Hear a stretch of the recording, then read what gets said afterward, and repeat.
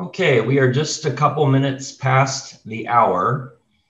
So I would like to begin our forum by saying a few words regarding the topic, a couple logistical issues, and then introducing our guest speaker.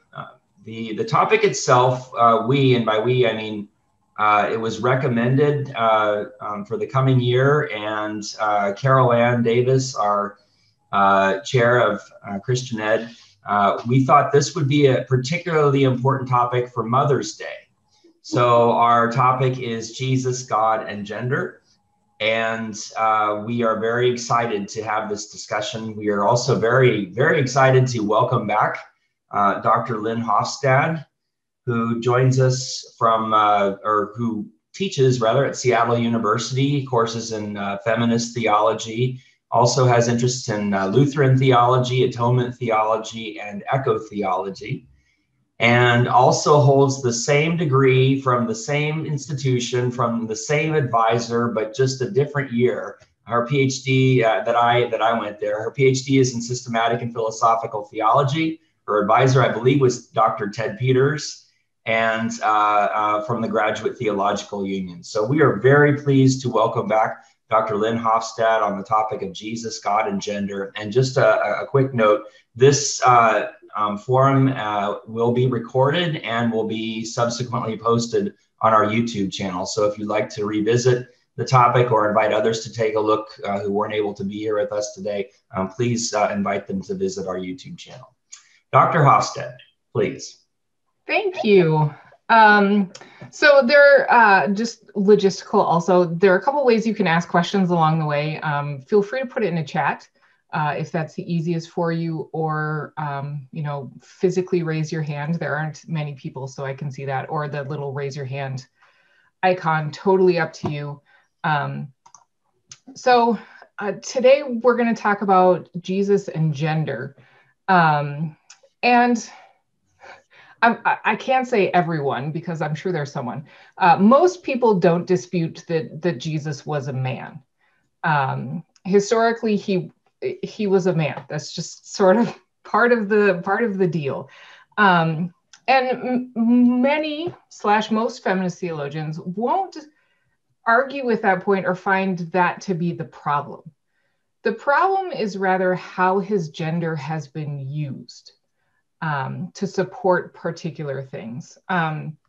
There's a theologian named Elizabeth Johnson who teaches at Fordham University, and she says that of all the doctrines in the church, Christology, the study of Jesus, is the one that is most used to suppress and exclude women.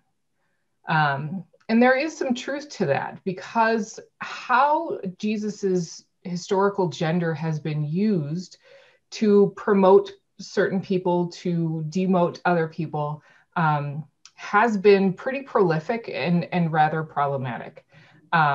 Again, I think it's important to distinguish between Jesus's actual ministry and what Jesus actually said, and even frankly from the early church, versus how his gender came to be used over the course of 2,000 years after that. So what happens is, despite this ministry of Jesus that tended to be very egalitarian, if you go back and read the Gospels, particularly Luke, that includes the most stories and interactions with women, Jesus spoke to women in the same way he spoke to men. Women were given leadership roles, even if they weren't the 12 apostles. In 4 out of the 5 resurrection narratives, Mary Magdalene is a prominent figure. Women are talked about as being included in theological discussions, not just sort of there to serve the men food while they had them. So the unfortunate thing is this really great model that you see within Jesus's ministry starts to go away. And what happens is the Christ figure, the symbol, essentially comes to look a whole lot like the male head of household or a ruler. And so there's this skewing of how he's understood, the way in which he treated people, the way in which women were valued, and then how his gender was used to kind of negate some of those things. And part of the problem is that the Christian tradition understands Jesus to be fully divine and fully human. Part of the problem is that the human part of Jesus gets focused on and worshipped in a way that's just frankly not appropriate. The definition of idolatry is worshiping a thing rather than the divine. And to come to worship the human Jesus, as opposed to Jesus as the Christ, the incarnation of God, really does focus on Jesus as a man, Jesus as this male historical figure. And so there are a lot of problems going on here. But what I'm going to look at is essentially how that understanding of Jesus's gender has been used in problematic ways. I'm used to teaching 20-year-olds, so I have to keep prompting any questions. Is everything making sense? So I'm fighting my inclination to do that. I'll just trust if you have a question or need clarification, you'll ask for it. Again, the problem is not that Jesus was a man. The problem is that his maleness gets focused on and highlighted and emphasized in a way that's very different from any of his other characteristics.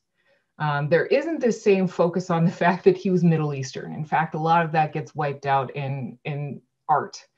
Or, you know, the color of his hair was most likely dark. We don't have just the same fixation on that. Yet his maleness becomes associated with almost this essential part of his ability to be the Christ, that he had to be a man in order to function that way, which is essentially taking his gender and lifting it up to this Christic function, or this essence of how and why he was able to be the incarnation of God. So the argument that is made is that there are three real main problems that arise from this highlighting and emphasizing of his maleness. The first is that it helps reinforce that idea that God is actually male. So, gosh, a year and a half ago was that? I feel like I have lost all sense of time during the pandemic. Full-time jobs, 3-year-old, no childcare, you just muddle through each day. But we talked about this understanding of Jesus as male, okay? And one of the things that reinforces and justifies that is this idea that Jesus was a man, okay? And if Jesus is Jesus as the Christ, the incarnation of God, then if Jesus is a man that's been used to tie to this, well, see, that actually points to God as also a man. So it becomes sort of this comparison of using his human gender to point back to what God is most like. Some will claim that at the very least, it at least implies that God is more like men than women. So we're seeing that tie to that topic that we talked about last time, and Jesus's gender being used to support and legitimize that understanding. The second is this idea that if Jesus chose the male sex, that means that it legitimizes men's superiority. That Jesus could have come, the second person of the Trinity could have come as anyone. The fact that he chose to become a man somehow gives this idea that that was the most appropriate choice, or the only appropriate choice, that it would not have been appropriate for him to come as a woman.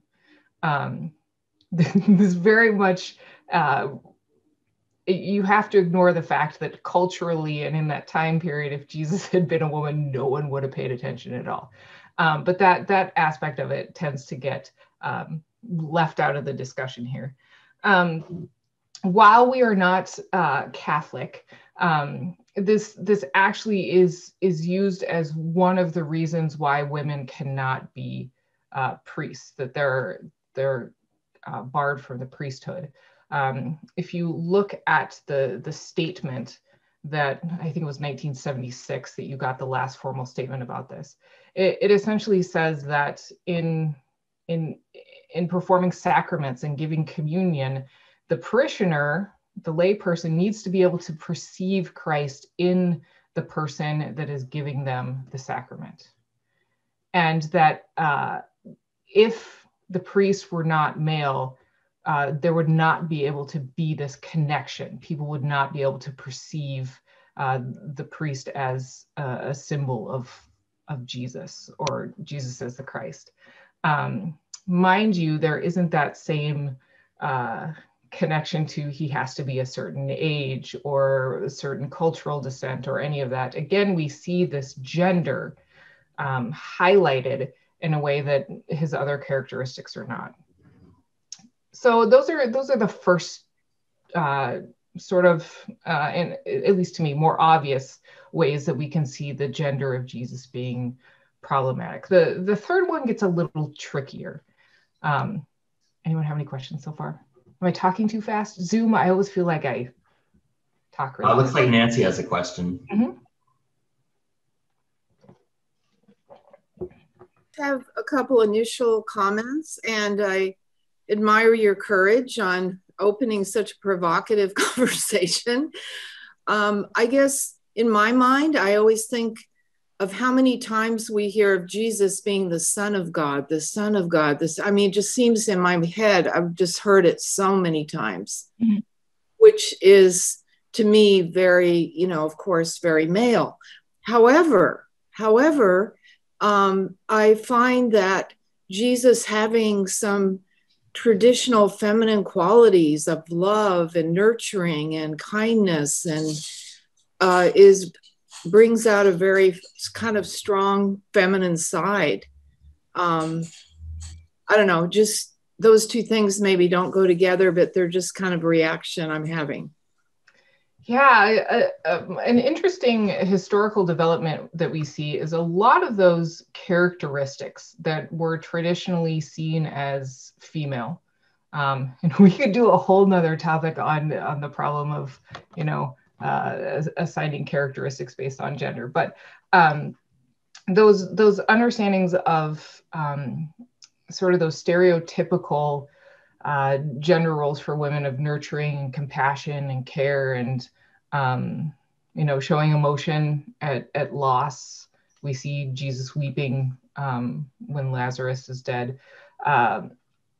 What happens when you start to see this shift in tradition of Jesus starting to become more of this like ruler, head of household, is a lot of those get shifted onto Mary.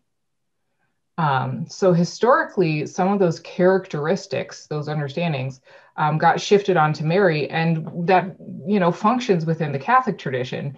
In Protestant traditions that don't have as much focus on Mary, a lot of those characteristics were kind of lost, and have begun to be sort of reclaimed as part of Jesus's the understanding of Jesus. Yeah.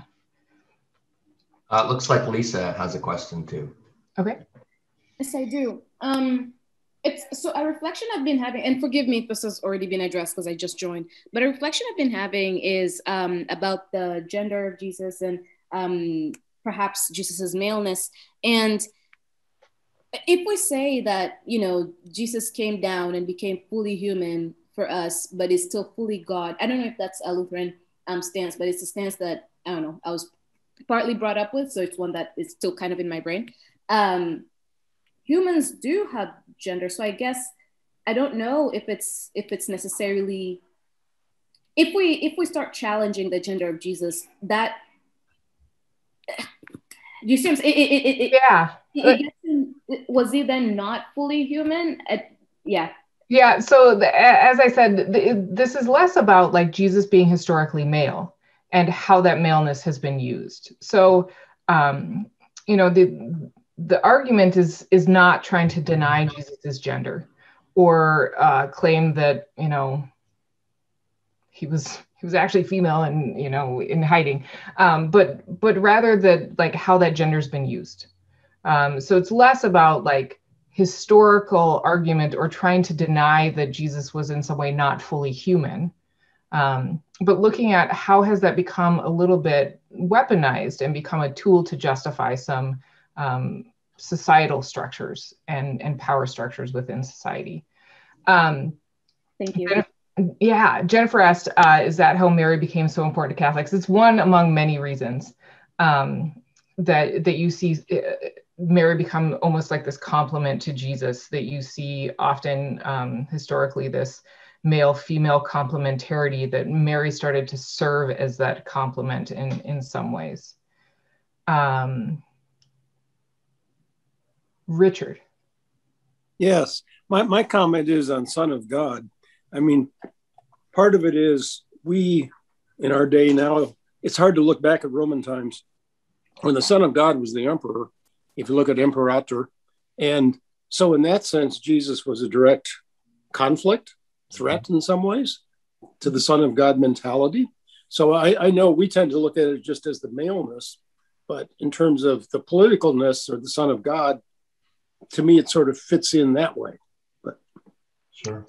Yeah, I think and this is something that I'll get to in a little bit when we're talking about, you know, how do we reclaim this a little bit, is that there are many different terms that are used for that second person of the Trinity. Son is certainly one of them, but there are others that are as well. So perhaps it's you know, rotating in and using them in ways that kind of balance out this maleness that's conveyed through that son language, but not in some of the other terminology. I actually didn't know that about the connection to the emperor. Thank you. Yeah, and it's also a label that Alexander the Great used for himself. He thought of himself as a son of God. So yeah, it's even beyond the Roman culture there. I had two quick questions for you. In college, I read a book called Shakespeare's Sister by Virginia Woolf.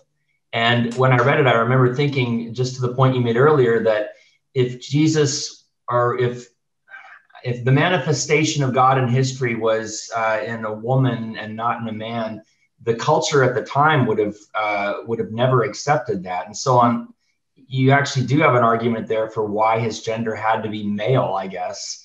I wonder if you have a moment, if you could speak to that a little more. And then also you mentioned the Catholic argument for why women are kept out of the priesthood. Mm-hmm. Have you looked at why women were kept out of the Lutheran Church until the last 50 years as pastors? And if so, was their argument entirely biblical, like appealing to 1st and 2nd Timothy, or did they have similar arguments that were used to keep women out? So I'm going to say, for some reason, I know more about the Catholic tradition exclusion of women than the Lutheran tradition, but I do know that one of the irony there, I know. I do know that one of the things that was used to keep women out of the vocation in the Lutheran tradition had to do with the normativity of the Bible. And by that, I mean, it's emulating the pattern that you had. And the argument was that Jesus called 12 apostles, okay? So basically creating this pattern of who should be called to serve as teachers of word and sacrament, right? And all of them were men. So the argument was that if Jesus intended for women to fulfill this role, he would have called a woman as an apostle. So that tended to be a bigger argument for keeping women out of the Lutheran vocation of word and sacrament. I as I admit, I don't know the full argument around it, but I know that played a rather large role in it. It might go back to Luther, who you may know on this issue when it came to the name of Junia in Romans 16, chose to translate it Junius because he thought it simply couldn't be the fact or the case that a woman would be, as the text says, prominent among the apostles. And so maybe it's Luther, in a way, who started this line of thinking in the Lutheran Church. I mean, Luther is not to go off on a tangent, an interesting figure when it comes to women. He was among the first proponents of the education for women so that they could read the Bible themselves. Obviously, it was okay with marriage as well, but at the same time had some of these preconceived notions about what women were capable of or not. Right. Yeah. In terms of your question about the cultural conditions that require Jesus to be male, I think there's an important distinction to be made between what was culturally necessary and what was divinely necessary.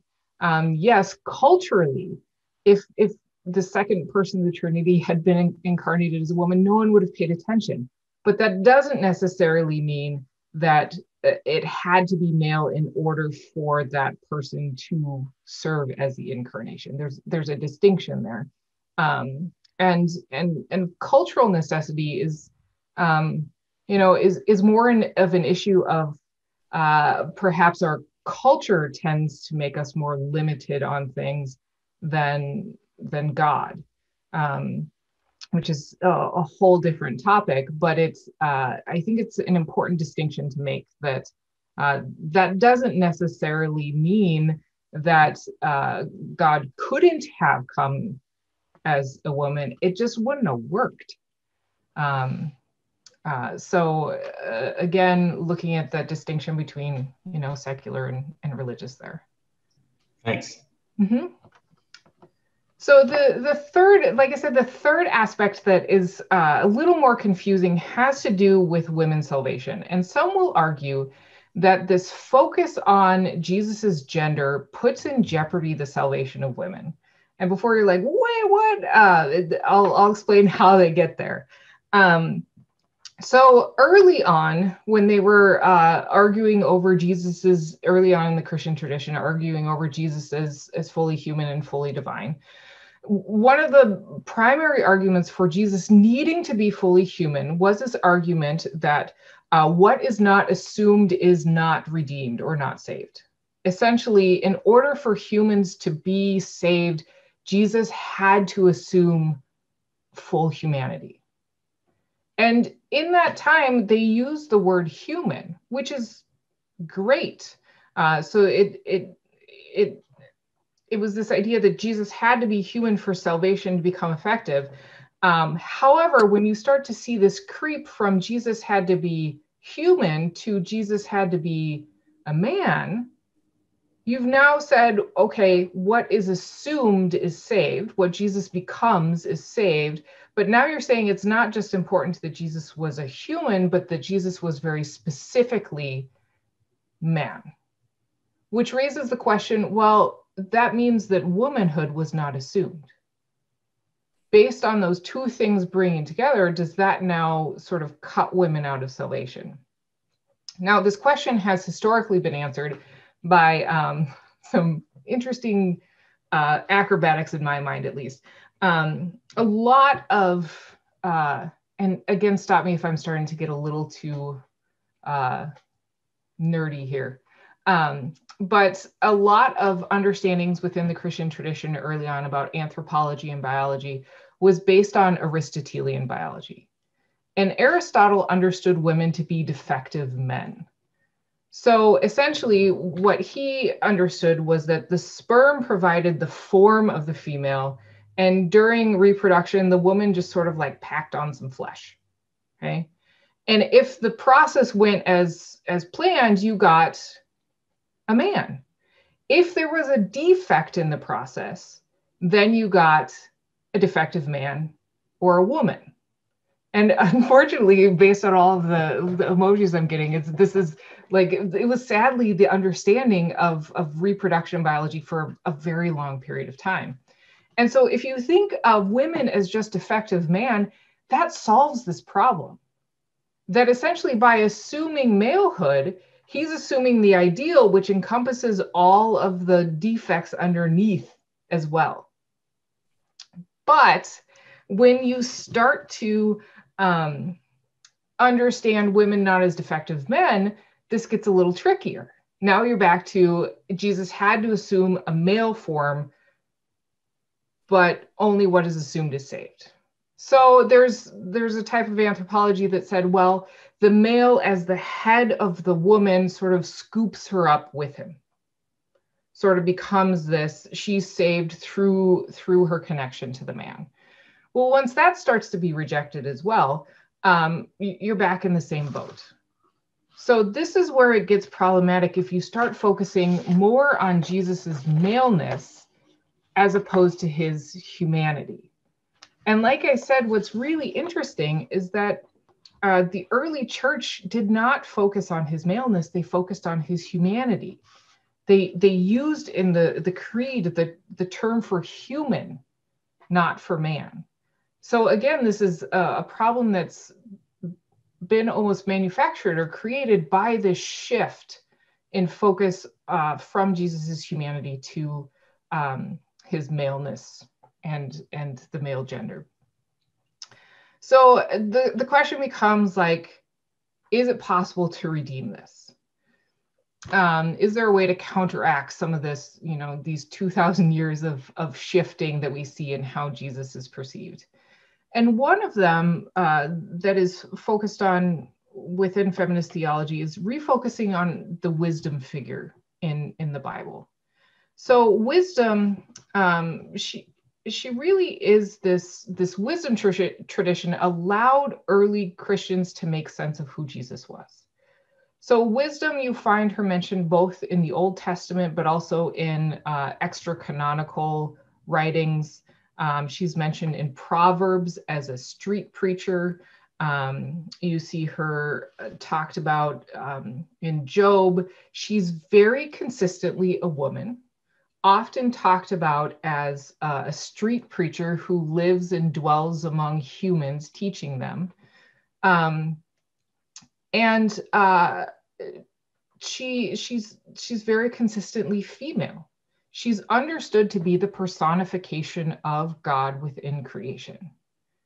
So when you had people trying to make sense of who Jesus was, how Jesus was connected to God, they drew from that wisdom tradition. It allowed this connection and this enabled being able to say these things about Jesus because there was already that precedence within this wisdom figure, this personification of God living among humanity. And you can see that the language is borrowed too. So there are a couple times when, one in particular, when Matthew almost word for word takes language that wisdom says earlier in the Old Testament, and Jesus says a very similar thing. If you look at the beginning of the Gospel of John, in the beginning was the Word, and the Word was with God, and the Word, that prologue very much draws from how the wisdom figure was understood, things that were said about her, the way in which she was referenced. What happens, though, is that John takes that language and that understanding of wisdom, but swaps in logos, word, for wisdom. So through a simple substitution of language, you get the idea retained, but not the actual language and figure. So why is this important? Well, like I said, wisdom is consistently female. All of the language for her, whether it be in Hebrew or Greek or Latin, is feminine language. So I know we don't have it in English, but if you have studied German or many other languages, they have masculine, feminine, and neuter words. So wisdom is consistently a feminine term. Sophia comes from that in Greek. But logos, word, is a masculine term. So in that substitution of language, a lot of that connection to that figure gets cut off. Now, the argument is that by reclaiming some of this, it starts to diminish this focus on Jesus's maleness. Why? Because there's already this precedent for a female personification of God in creation. So it seems more arbitrary than necessary. The other reason why this is important, and this is the part that I actually find the most interesting, is that wisdom, when she's talked about, is talked about and imaged in very like everyday situations. Okay, the discourse about her is, you know, baking bread or living and talking amongst people and eating, and just everyday things where you see this personification of God doing everyday things. Now, this is where what I'm going to say could lead to a little bit of argument, but oftentimes the symbol of Jesus, or what Jesus is talked about, gets boiled down to or reduced to just his birth and his death. Okay, the two important things about Jesus become him being born and his death, and yeah, we talk about the stuff in the middle, but those were like the most important things. And even in that, the birth tends to lower beneath his death. So what happens with this focus on death is that you start to lose the importance of life, of the gift of life, the presence of God in life, the presence of God in everyday activities that we do.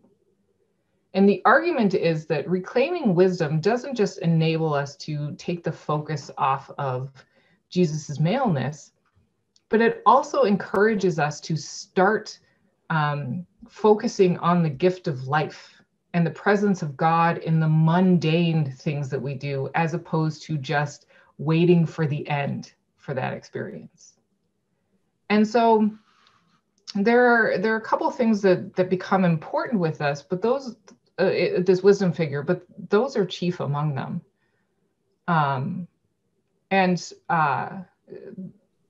This is where I'll pause a little bit to see if anyone has questions or thoughts.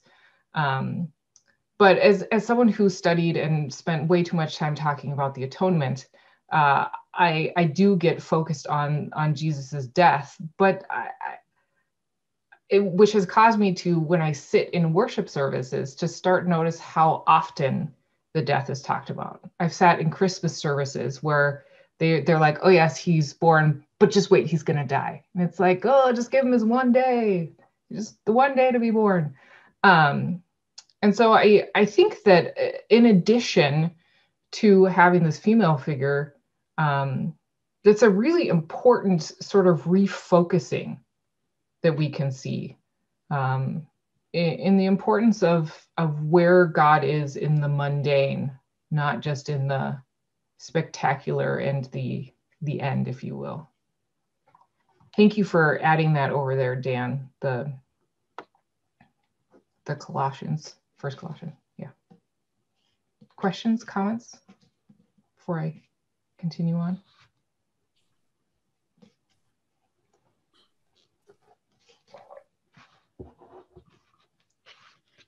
No? Okay.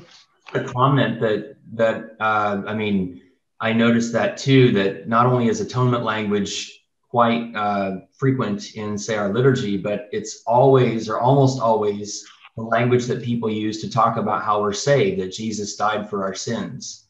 And so because I preach regularly, and I'm more in the biblical text now than I was as a professor, I come across passages that startle me in contrast to that. And one of them is 1 Corinthians 15:17, where Paul says, if he wasn't raised, then your faith is futile and you are still in your sins, which suggests that it's not just the cross that wipes out our sin for Paul, but there's something about the resurrection as well. So Paul wasn't as crucicentric in his atonement theology as I think some people might assume.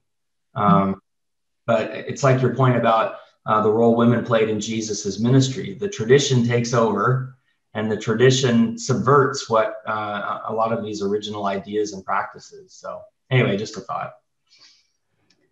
Yeah, I mean, if you look in the symbology used in the very early Christian church, they just didn't focus on the cross as much. Right. There was much more focus on paradise or the reign of God. Right. And so we see how some of these things get skewed. So it's not necessarily like starting over. It's kind of going back through and saying, what's there that we can use? Mm-hmm. And the wisdom tradition becomes a really, really good source to combat a lot of this skewing that we can see. Okay, so what are some of the other tools? Well, another one that I've talked about a number of times already is focusing less on Jesus's maleness and focusing on Jesus's humanity. So if you think about how it is that men have been sort of it's justified their superiority based on Jesus. It's basically taking this one point characteristic and saying, we're the same on this, therefore I'm more like Jesus than you. And the argument is that there is a whole lot more that makes up Jesus's humanity than just his gender or his sex. So if you look at it as sort of like a dot matrix, if you will, where you have this circle and all of these different points that make him who he was. Okay, so Middle Eastern, and based on what we know about the time period, probably dark-haired, and as opposed to my grandmother's giant picture of what I refer to as Surfer Jesus in her house, probably not blue eyes, and not the flowing blonde locks either. Ironically, I should not add this, but I will. My dad was a bishop in Southwestern Washington, and in my grandmother's home, she actually had this room where she had the giant picture of Jesus, and right next to it, the giant picture of my dad. And we called it the Dad and Jesus room. And I was like, nah, they look a little too alike in those pictures. My dad is definitely not Middle Eastern. But if you look at this dot matrix of during his ministry, he was in his early 30s. Okay. There are many other, we don't know how tall he was. We don't, but there are all of these other aspects who make him who he is. Okay. And no matter who you are, you will align with Jesus in one of those. So it seems as arbitrary to pick one of those dots and say, we match on this dot, I am most like Jesus, as opposed to somebody else who says, okay, I have the same color hair as him, I'm more like Jesus. The argument being is it's less important about those specific little dots of Jesus's characteristics and more about that circle of Jesus assuming humanity. That is what is the important aspect here. And that we need to get back to this language of Jesus became human. Jesus assumed humanity, which was the original language that was used in the creeds and by the Council of Nicaea. And it's there. We just have chosen to change the language and skew the language a little bit. So going back to how do all of us in some way align with and resonate with Jesus in those characteristics, and in other ways not? The argument being it's the humanity that makes us like Jesus, not one of those specific points. And another reason why this becomes important is oftentimes there has been within theology this degradation of the flesh or the body. That the body is often seen as sort of the source of sin, or that which people want to escape. A lot of this comes from the influence of Greek philosophy. But traditionally, it's been this idea that the body is bad and the mind or the soul are good. Okay. And if you look at and you start to focus on Jesus's humanity, part of that humanity means coming embodied as a person, as flesh. and how this resurrection and the importance of the resurrection and the resurrection of the body starts to refocus how we see the body, that it's not necessarily something that's wholly bad and something that should be escaped, but rather that something that even when bruised and battered and tortured, as we see Jesus's body, is raised, that no one is too dirty or too damaged. And this becomes important because historically it's been women who have been most associated with the body, in part because of childbearing. And so reclaiming that body, that human body that Jesus became, that God was incarnated in, also starts to sort of refocus and recalibrate, seeing our bodies not as necessarily sinful or bad, but something that Jesus became and redeemed as well. So there's sort of a lot of different moving parts here that get focused on when you start to relook at not just the maleness of Jesus, but the humanity of Jesus. Yeah.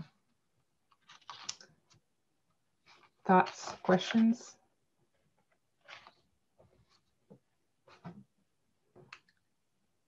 I have one more section, but it kind of goes in a slightly different direction. So I just wanted to check before I head in that direction. Because Dan, I think you had said the last 10 minutes are for questions. So. Oh, well, and along the way, as you can see, we, but yeah, that'd be great. That'd be really great. So another aspect that becomes a little bit problematic about the understanding of Jesus. And this is not totally about his gender, but comes to sort of amplify problems as genders are understood, is that Jesus is sometimes looked at as a model, okay? Where to be Christ-like is to act like Jesus or try to emulate Jesus. And this is a little bit problematic, and this might sound argumentative until I fully explain it. But models are problematic in the sense that when you try to model yourself after someone, you shrink down who you are to become like that person, okay? There's a difference between being influenced by someone, having Jesus as an influence in your life and the teachings of Jesus, versus trying to be like Jesus, okay, where you shrink down and you act in very specific ways. And why this is problematic as it pertains to Jesus is that that's impossible. Okay, when we talk about Jesus becoming human, he is like us in all ways except sin. And so inevitably, we are set up to fail. We will sin. The Lutheran tradition loves to talk about that's sort of our finest attribute, that is what we do most consistently. And as Luther says, sin boldly, because that's what we're going to do anyway. But the problem is that when you're trying to be like sinless Jesus, and we are sinful humans, you're essentially set up to fail. And why this is problematic is because sometimes this trying to emulate Jesus leads to what's referred to as scapegoating, okay? Where people try to live up to this Christ-like goodness, which is impossible. And then when they fail, they essentially start to feel these feelings of guilt and shame. Why couldn't I live up to the standard of Jesus? Why couldn't I follow his message? Why couldn't I do this? And when we feel feelings of guilt and shame, our propensity is to blame the other, to blame someone else. Well, I could have if they hadn't done this, or if it weren't for these circumstances. And why this pertains to women is that historically within the Christian tradition, women have oftentimes been the source of the other. They are the reason why people have not been able to live up to the standard of Jesus. Sorry, I'm laughing because my son has come up to my window and is pressing his nose against the window and laughing. So you have this idea that they are to blame for why there is this problem. And this goes back to this interpretation of the Adam and Eve story. This idea that Adam would not have eaten the fruit if Eve hadn't offered it to him. Right? And so you start to see this fundamental women sort of luring men into this. And so this modeling of Jesus, of trying to be like Jesus, failing, feeling guilty, blaming the other, often when it comes to sin has historically been women who are the scapegoat. And why this is a little problematic is that there is already this propensity within the Christian tradition to see those characteristics of Jesus or Christ-like qualities of Jesus that assign to what women are expected to do: sacrificial love, passive acceptance of suffering, humility, meekness. And so it reinforces this scapegoating of it is her fault that I've done this, and then internalizing that to agree, if I had been more patient, if I had been more loving, if I had, been more meek. So there are these conflicting ideas about what is characterized about Jesus, and how they affect women and what women feel that they should live up to. What becomes problematic is that women are often expected to emulate this role of victimhood that you see interpreted from Jesus's sacrifice, of passive acceptance of suffering, of sacrificial love, of humility and meekness. That those are already conveyed to women within the Christian tradition, that is what they should act like. And then this sort of scapegoating mechanism of failing to live up to Jesus's standard reinforces that internalization of that. And so why it is so important to reclaim this humanity of Jesus, but also start to re-look at that wisdom figure and look at the role in life. But it's also important to start to talk about Jesus's death, not as a passive acceptance of suffering, but as an active role. That sacrificial love does not mean acting as a doormat, but sacrificial love is an active, empowering role. So there needs to be a little bit of re-looking at the characteristics that are that people are told to emulate about Jesus, and how those characteristics can be reframed in a way that enables Jesus to be a source of agency, a source of empowerment, a source of pride, as opposed to seeing those things as a negative that one needs to squash in order to be more like Jesus. So that's sort of my other little second thing here, that's less about why Jesus's gender is problematic and more about how the characteristics that are derived from Jesus can tend to be problematic for different people. And I did reserve 10 minutes at the end. Maybe I shouldn't have done that. I have a question. Mm-hmm. So I want to kind of quote unquote double click specifically on one kind of little example that you mentioned. And again, I'm sorry if this was talked about in the beginning, but the thing about Adam and Eve and how that story can be read as, Adam wouldn't have had the fruit if Eve didn't offer. Mm-hmm. So I read Genesis 1 and 2 yesterday. Yeah, and it's not there.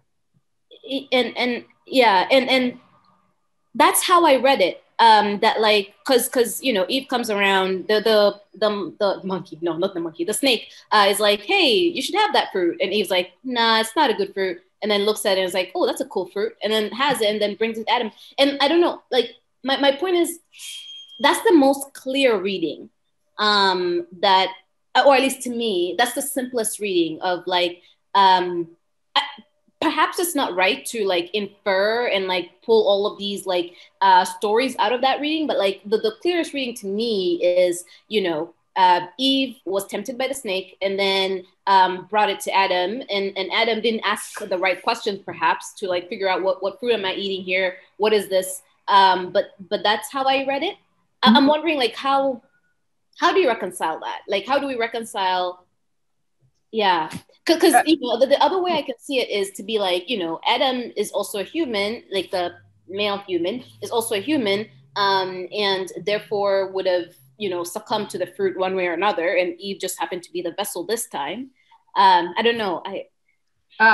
So I would actually even quibble with your use of the word brought. If you go back and read it, the inference is that Adam was there during the whole conversation.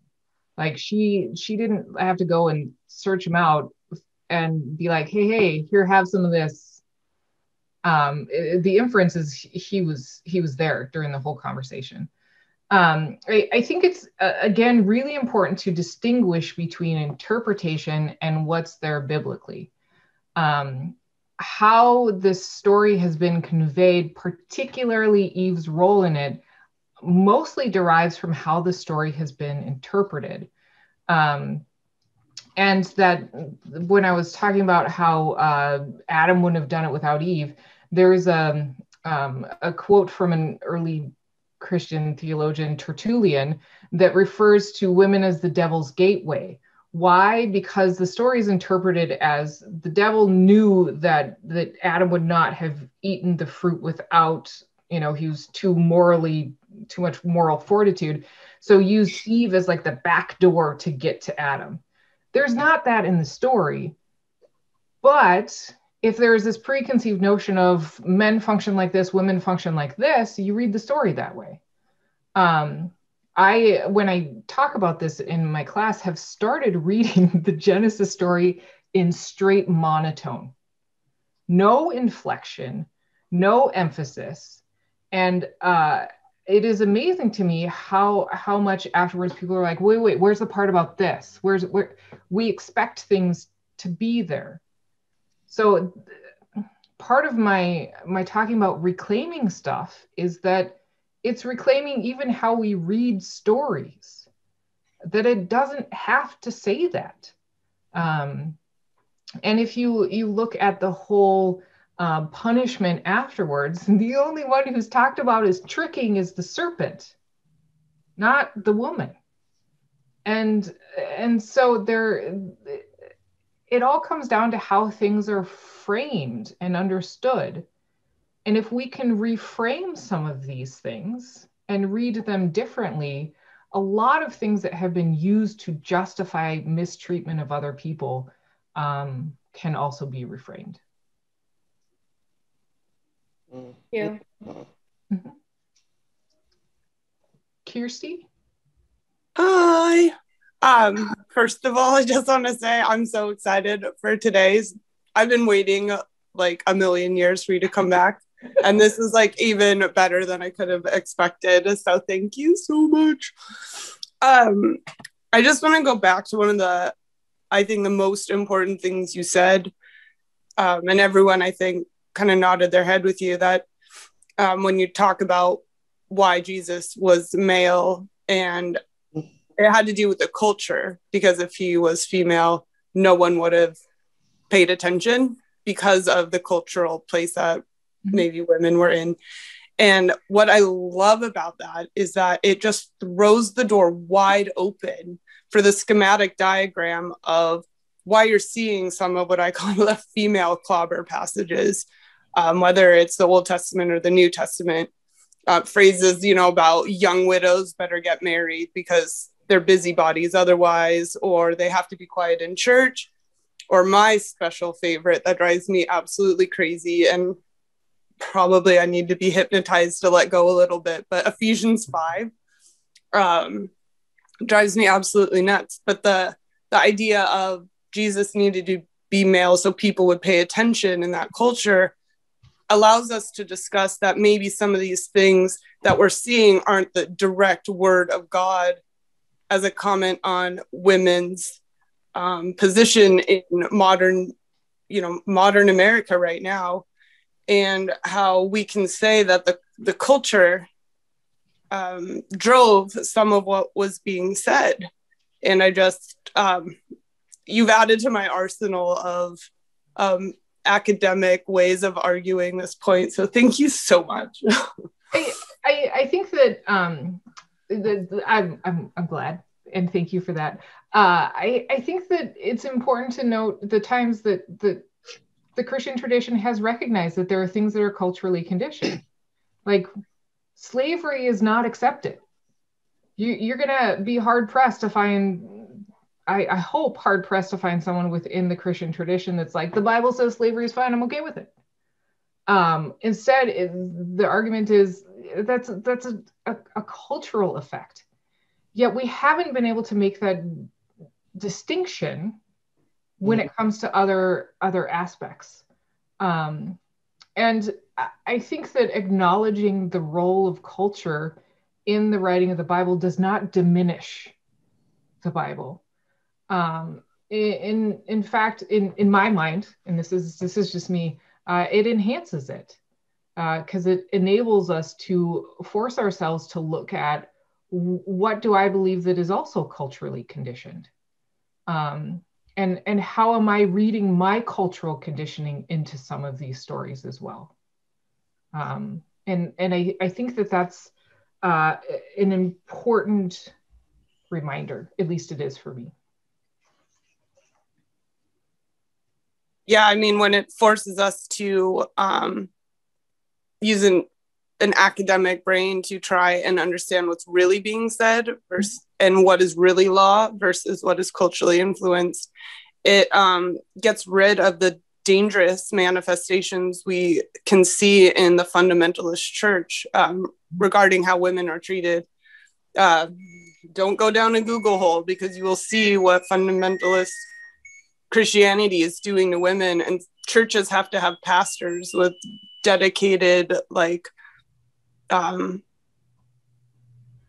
radar for the abuse of women that they're seeing in the church. And if that is what's happening, maybe it needs to be revisited. And so I think that that intellectual approach is so important to make sure that we're not allowing dangerous things to happen as quote unquote Christian law. Yeah, I have two quick things. The first is my cousin actually wanted me to read Ephesians 5 at her wedding. And I humbly asked for a different passage to read instead. And the second is, I think that sometimes, and I'm not trying to shift focus here, but sometimes what's lost is how this focus on women need to act in these particular ways, and it's not appropriate for Jesus to be emotional because that's not manly. This doesn't just affect women. There is this need to reclaim some of those aspects of what has traditionally been understood as feminine, because they make a person whole. And so again, reclaiming that humanity of Jesus means reclaiming the wholeness of what makes us human, and not suppressing or highlighting those things that are seen as based on interpretation, we should act this way. That Jesus was full of emotion, and that was not a weakness, it was a strength. So starting to reframe emotions as strengths as opposed to weaknesses. I think that this discussion and refocusing actually is helpful for everyone to refocus and foster some of those things that make us whole humans.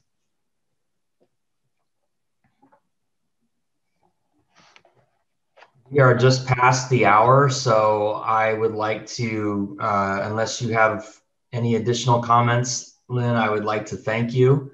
We have all been waiting for you to return, and I'm so glad that you were able to be with us today. It was illuminating, clear, eye-opening, and I know we all appreciate the work you do. So thank you for being with us, and we hope to have you back again. Absolutely. Our next forum is with Dr. Christy Ebby, Update on the Earth. We welcome her back as well, and that'll begin on 5/23. So we'll take a Sunday or so off and then come back for an update on the Earth. Until then, please, everyone here, join us for coffee hour if you wish. There'll be more conversation about this topic, and thank you again, Lynn, for being with us today. Thank you so much for having me.